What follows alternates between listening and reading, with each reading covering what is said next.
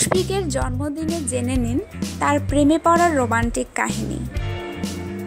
বন্ধুর বিয়ের গায়ে হলুদে গিয়েই প্রথম দেখা দুজনের, এরপর একটু একটু কথা বলা, তারই মাঝে মনের লেনাদেনা, অবশেষে জীবনসাথী। এমন রোমান্টিক এক প্রেমের কাহিনী যাকে ঘিরে তিনি হলেন বাংলাদেশ দলের টেস্ট অধিনায়ক মুশফিকুর রহিম।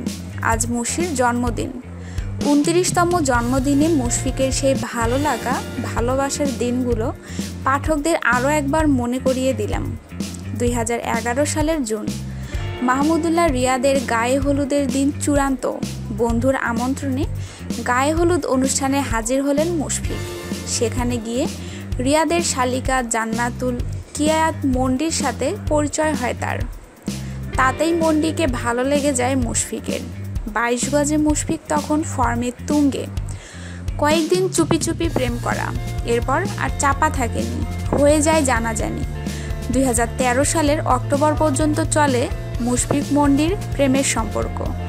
এক পর্যায়ে পারিবারিকভাবে বাগদান সম্পূর্ণ হয় তাদের।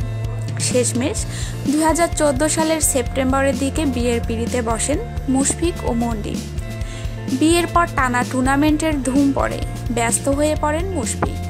জিম্বাবুয়ে সিরিজ, বিশ্বকাপ, বিসিএল, পাকিস্তান সিরিজ, যার মাঝে আটকে যায় মুশফিক মন্ডি দম্পতির মধুচন্দ্রিমা।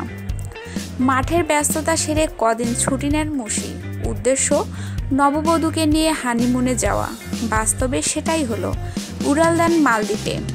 প্রকৃতিকে আরও কাছ থেকে উপভোগ করলেন দুজনে।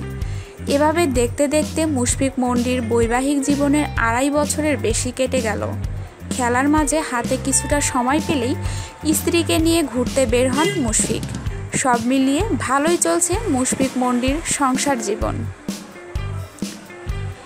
আমাদের নিউজটি ভালো লাগলে নিউজটি অবশ্যই আপনার বন্ধুদের সাথে শেয়ার করবেন এবং স্পোর্টসের নিত্য নতুন নিউজ পেতে আমাদের চ্যানেলটিকে সাবস্ক্রাইব করবেন। ধন্যবাদ সবাইকে।